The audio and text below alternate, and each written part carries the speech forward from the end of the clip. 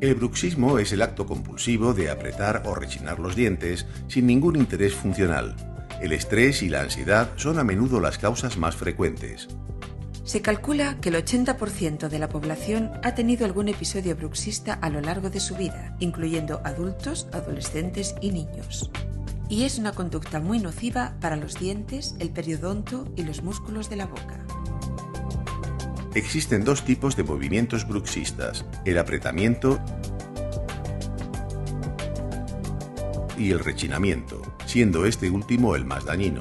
La manifestación más común del bruxismo es el desgaste de los dientes. También podrá causar sensibilidad dental y fisuras, o incluso fracturas y desprendimientos de restauraciones. Además, puede producir la pérdida de anclaje de los dientes.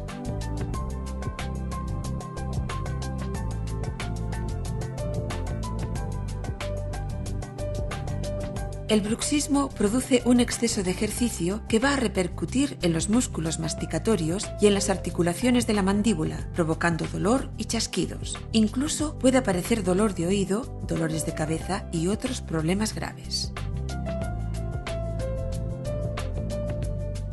El bruxismo puede ser diurno o nocturno, siendo este último el más frecuente y que a menudo pasa desapercibido.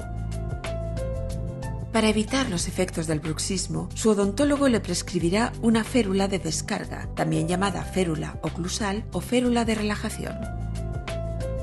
La férula es un aparato generalmente de resina transparente que se interpone entre los dientes. La férula mejorará la posición de la mandíbula, evitará el desgaste y las fracturas dentales y relajará los músculos masticatorios. También protegerá a las carillas, coronas y puentes. Sin duda, la férula es el tratamiento dental más conveniente ante el bruxismo, ya que ofrece excelentes resultados a medio y largo plazo.